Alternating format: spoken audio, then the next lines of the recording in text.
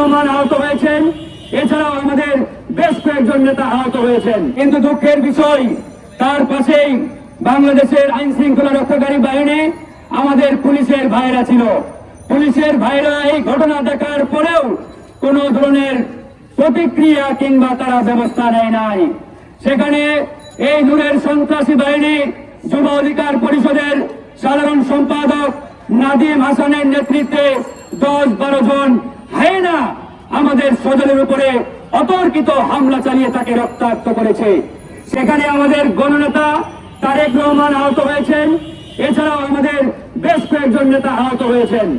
এর আগেও এই নূরের বাহিনী আমাদের গণ অধিকার পরিষদের নেতাকর্মীদের উপরে বেশ কয়েকবার হামলা চালিয়ে তারা রক্তাক্ত করেছিল। আমরা পল্টন থানায় এর আগেও কয়েকটি মামলা করেছিলাম, কিন্তু কোনো মামলার এখন পর্যন্ত অগ্রগতি আমরা পাই নাই। 5ই আগস্ট বিপ্লব পরবর্তী এই বাংলাদেশে প্রধান উপদেষ্টা ডক্টর মোহাম্মদ ইউনূস পরিষ্কার ভাবে বলেছে, এ দেশে কোনো মানুষ কিংবা সাধারণ কোন জনগণের উপরে আর কোন অন্যায় হামলা হতে পারে না। কিন্তু নুরুল হক নূর একজন চিহ্নিত আওয়ামী দালাল হওয়া সত্ত্বেও তাকে এই সরকার এখন পর্যন্ত প্রশ্রয় দিয়ে যাচ্ছে। আমরা আজকে থানায় আসছি, আমরা এখন এই রমনা থানায় যাব এবং আমরা এই থানাতে মামলা করব।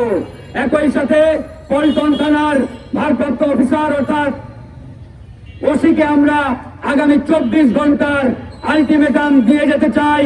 তিনি যদি এই রমনা থানায় আগামী 24 ঘন্টার মধ্যে গতকাল যারা হামলা চালিয়েছিল আমাদের সহযোদ্ধাদের উপরে সেই চিহ্নিত সন্ত্রাসীদের গ্রেপ্তার না করেন, তাহলে আগামীকাল সন্ধ্যায় আবার আমরা এই রমনা থানার সামনে অবস্থান নেব বন্ধুগণ।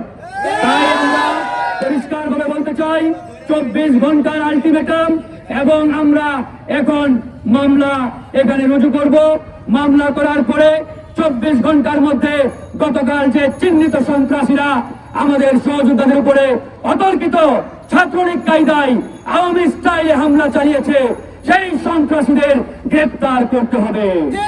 আমরা এই বিপ্লব পরবর্তী বাংলাদেশে আওয়ামী লীগের দালাল, রয়ের এজেন্ট, ভারতীয় দোসরদের কোন স্পর্ধা বরদাস্ত করব না। ভারতীয় দালালেরা এই বিপ্লব পরবর্তী বাংলাদেশে তারা যে হম্বি তম্বি এবং যে স্পর্ধা এখন পর্যন্ত দেখিয়ে যাচ্ছে, এটা দেখে আমরা চুপ থাকতে পারি না।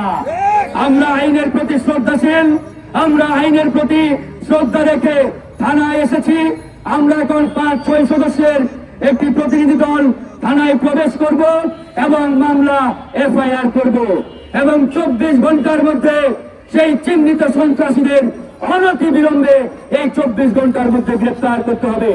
আমরা ভিডিও ফুটেজ এবং আমাদের মামলার যে এভিডেন্স, সেই এভিডেন্স গুলো আমরা নিয়ে এখন থানায় প্রবেশ করব। ধন্যবাদ।